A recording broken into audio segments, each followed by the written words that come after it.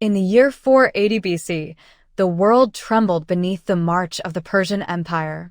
From the scorching plains of Persia to the shores of the Aegean, one man sought to rule it all: King Xerxes, son of Darius the Great. His armies were vast beyond imagination, a sea of men so great that ancient writers said their arrows could blot out the sun, and their march would drink rivers dry. The Persian Empire was the most powerful force on earth, an unstoppable machine of conquest, and its gaze was fixed upon one small, defiant land, Greece. But Greece was not one nation. It was a collection of city-states, proud, independent, and often at war with one another. Yet among them stood a people whose entire existence was built upon war: the Spartans. For centuries, Sparta had trained its sons not to live in comfort, but to die with honor. From the moment a Spartan boy could walk, he was taken from his family and cast into a world of discipline, pain, and iron. He was taught that surrender was shameful, retreat was forbidden, and that his shield was not for his protection alone, but for the man beside him. For a Spartan, death in battle was not an end. It was glory. When word came that Xerxes was crossing into Greece with an army of hundreds of thousands, panic spread across the land. Some Greek cities surrendered at once, hoping to spare themselves from annihilation. But others chose defiance, and leading them was King Leonidas of Sparta, a man of few words and unshakable will. He knew the Persians could not be defeated in open battle. Their numbers were too great. The only hope was to fight them where numbers meant nothing, a narrow mountain pass where the enemy's strength would count for little. That place was Thermopylae, the Hot Gates. Thermopylae was a narrow corridor between steep mountains and the sea. It was there, in this choke point, that Leonidas chose to make a stand. He marched north with a small force, just 300 Spartan warriors, each chosen not for youth but for experience, each a father of a living son, so that Sparta would not be left without heirs. Alongside them came several thousand allies from other Greek city-states, brave men who knew they were marching toward almost certain death. As they arrived at the pass, they built walls of stone and prepared for the storm. Soon, the horizon darkened with the endless mass of the Persian army. The ground shook beneath the tramp of countless feet. Xerxes, seated upon a golden throne, looked upon the narrow passage and laughed. How could such a tiny force hope to stop the might of Persia? He sent messengers demanding surrender, to lay down their arms and live.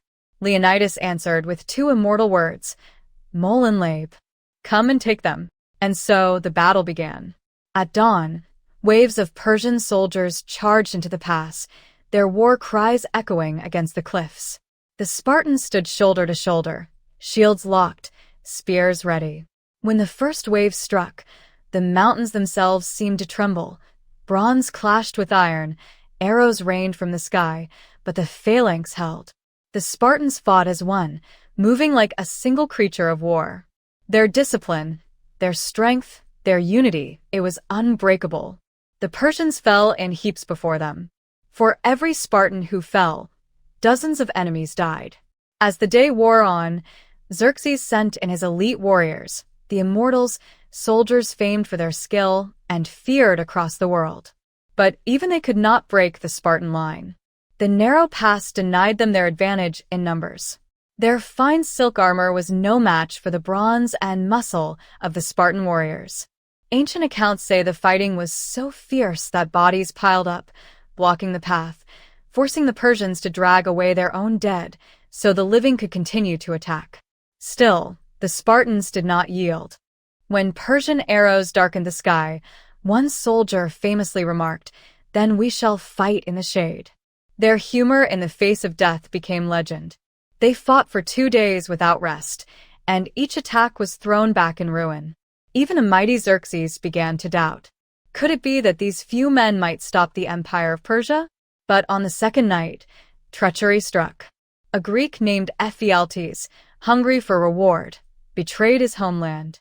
He revealed to the Persians a hidden path through the mountains, a trail that would allow them to flank the Greek defenders. When Leonidas learned of this, he understood what it meant. They were surrounded. Escape was possible for some, but not for all. The king made his decision swiftly. He sent away most of the Greek army to fight another day, keeping with him only his 300 Spartans, 700 Thespians, and 400 Thebans, men who chose to stay and die beside him. As dawn approached on the final day, Leonidas turned to his warriors and said, "Eat well, my friends, for tonight we dine in Hades." It was not despair, but defiance, the cry of men who refused to yield even to death. The last stand of the Spartans became a storm of blood and steel. Surrounded on all sides, they fought until their spears broke, then drew their swords. When their swords shattered, they fought with bare hands and teeth. Leonidas himself fell, pierced by arrows and spears, yet even in death he inspired his men to fight on. The Persians eventually overwhelmed them, but victory came at an unimaginable cost. The narrow pass was choked with their dead, and the bravery of the 300 had burned itself into history. Though Thermopylae was a defeat in numbers, it became a triumph of spirit. The sacrifice of Leonidas and his men gave Greece precious time to unite. 1 year later, the Greek forces, now fighting as one, crushed the Persian army at the Battle of Plataea, ending Xerxes' dream of conquering Europe. Thermopylae became more than a battlefield. It became a symbol of resistance against tyranny, of courage in the face of impossible odds, of the unbreakable will of free men. The name of Leonidas would echo through the centuries, whispered by soldiers, carved on monuments, and remembered wherever freedom was threatened. The world has seen countless wars, countless kings, and countless empires. But none have matched the legacy of those who stood at Thermopylae. 300 Spartans, facing the might of the Persian Empire, proved that bravery can outlive death, that honor can defy empire, and that courage can echo through eternity. Empires fall, kings fade into dust, but the story of the 300 Spartans endures,